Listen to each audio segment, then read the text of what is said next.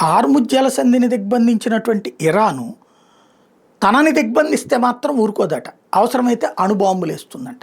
మరి అవతలోడు చూస్తూ ఊరుకుంటాడా? వెయ్యాలనే కోరుకుంటా నేనైతే. అమెరికా మీద వెళ్ళి, ఇజ్రాయెల్ మీద వెళ్ళి, అప్పుడు ఆ తర్వాత ఇరాన్ అనేది భూమి మీద లేకుండా పోద్ది. ఆ దేశాలకి పెద్ద సమస్య. ఇది ప్రజల ప్రాణాలతో ఆడుకోవడమే. కానీ పద్దాక అణుబెదిరింపులు చేసేవాడి దగ్గర అణుబాంబులు ఉండాలని కోరుకునేటటువంటి నీచులు ఉన్నారు చూడండి మన దగ్గర.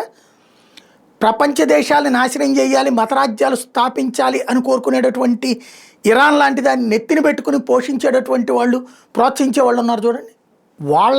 వాళ్ళకి తెలియాలి ఇక్కడ అణుబాంబు అమెరికా దగ్గర ఉంటే ఏం కాదు. అప్పుడు ఫస్ట్లో చేసింది కరెక్ట్, జపాన్ మీద వేసింది, నాగసాకి హిరోషిమా మీద.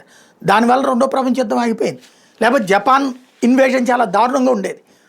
ఆ తర్వాత కాలంలో చూసుకుంటే మనకి ఎక్కడా కూడా కంట్రోల్లోనే ఉన్నాయి. అణుబాంబులు ఉన్నటువంటి యూరప్ దేశాల కంట్రోల్లోనే ఉన్నాయి, చైనా కంట్రోల్లోనే ఉంది, భారత్ కంట్రోల్లోనే ఉంది. పద్దాక అణుబెదిరింపులు చేసేవాడు ఎవడు? పాకిస్తానుడు. ఇంకా అణుబాంబులు లేకపోయినా సరే అణుబెదిరింపులు చేస్తున్నాడు ఎవడు? ఇరానోడు. అట్లా ఉండేటటువంటి వాడి చేతిలో రేపు పొద్దున అణుబాంబు ఉంటే ఏమవుతుంది? ప్రపంచానికి భద్రత ఉంటుందా? ఏ దేశానికైనా భద్రత ఉంటుందా?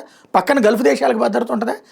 కనీసం ఇప్పుడైనా గ్రహించాల్సింది, ఇరాన్ అనేటటువంటిది ప్రపంచానికి ప్రమాదకారి, ప్రపంచానికి రాచపుండు లాంటిది అన్నది.